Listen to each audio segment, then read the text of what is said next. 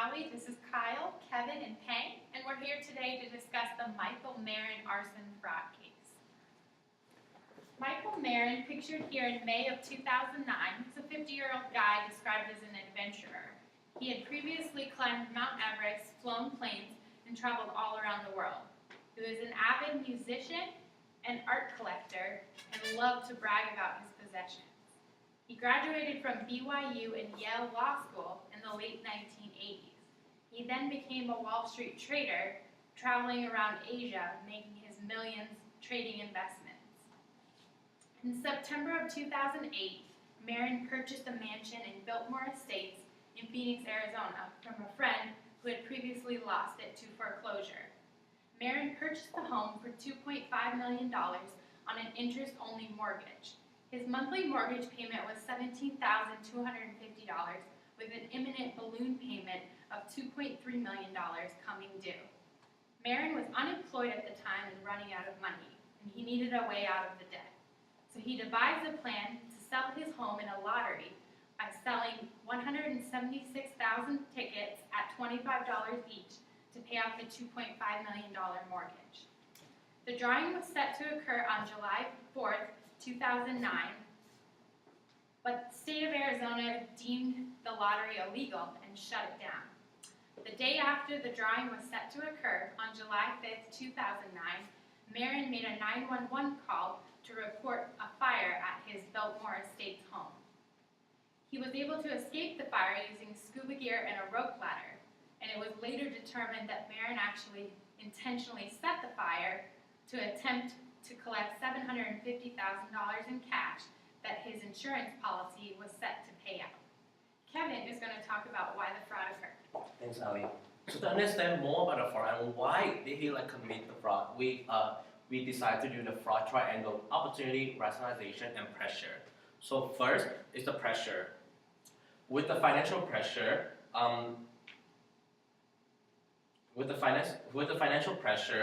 first we had to understand at that time he was on top of the world. Purchased the Picasso etching a decade ago. Purchased a Biltmore house for $2.5 million.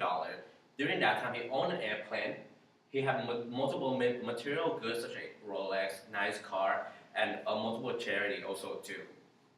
And during that time, he had a mortgage payment of $17,250 per month, and that is close up into now he have about $34,000 tax due, and the balloon payment is $2.3 million coming up. During that time, he is unemployment and also get fired from become a high executive in Japan. So he have no way to make a payment for those mortgage. Secondly, to appear successful, so graduate from Yale to become an educated attorney, an ex-Wall Street trader, and high executive in Japan, an author, an art collector, a philanthropist. He doesn't want his image to be traded to become a person who cannot make his payment and be in debt. So the opportunity comes when he knows that his house, if anything happened to it, say farm will able to pay about more than $2 million for the damage, and with that money, able to cover his debt and still able to be successful, and nobody would know. So the rationalization of this is, since he become a successful person, his image built up throughout the year, nobody would know, and if they find out, he's way too smart, and nobody would believe that he actually did it. So, and nobody got hurt, so there's nothing wrong with it. But next, just to find out how he committed, is to be to Peng. All right, thank you, Kevin. To understand how he committed fraud, we used the C triangle to dissect his actions. The 3 C's in the C triangle are commit, conceal, and convert. He committed fraud when he set his 10,000 square foot house in Phoenix, Arizona on July 5th, 2009. To facilitate the fire, he used phone books and accelerant in 4 different locations of the house. He tried to conceal his act by playing the victim, by calling 911 and escaping his burning house in a scuba suit down a ladder. Now, his defense legal team suggested that an electrical box was the culprit of the fire, and that the phone books were there because he just moved in. In addition, Marin worked with resin in his artwork, which explained why there were open containers of acetone found at the scene. And finally, by understanding his insurance policy, he figured that by burning down his house, he can convert an existing policy into cash that would uphold his current lifestyle. Now, Kyle is going to talk about the fraud investigation. Thank you. The initial investigation focused on how the fire was started.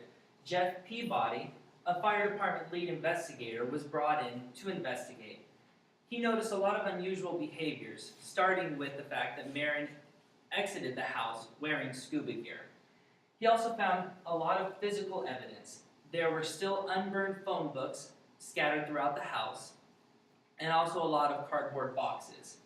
In an interrogation, Marin admitted that he was exploring his options, saying that he did not know how he could continue living the lifestyle that he was currently living.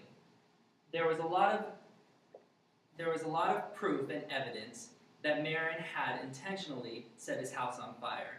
The second part of the investigation focused on motive. Joe Epps, a forensic accountant, was brought in to investigate. He found that Marin was spending $26,000 a month and that he only had $43,000 in his bank account at the time of the fire. He also found an accounting anomaly. There was a second undisclosed mortgage. What he tried to do was inflate the price of his house from $2.5 million to $3.5 million. He did this by signing a promissory note of $950,000 that was underwritten by Biltmore Estates, a company which suspiciously shared the same name of the neighborhood that he lived in and also forgave the debt 2 months later. His plan was that he was going to raffle off tickets to purchase his home. It was estimated that over $4 million would be brought in. He would receive $3.5 million, the value of his home, and the rest would be given to charity. That plan failed when the raffle was deemed illegal. Joe Epps also found that Marin would receive $750,000 in cash if his plan to burn down his house and receive the insurance proceeds would have worked. In the end, the evidence was overwhelming and he was found guilty and would have served 7 to 21 years in prison. Marin, pictured here, can be seen swallowing a pill after the guilty verdict was read in court. It was later determined that Marin had committed suicide by swallowing a cyanide pill right in the courtroom. They found a cyanide pill container in the back of his SUV in the courtroom parking lot. Marin was later pronounced dead after being transported to the hospital.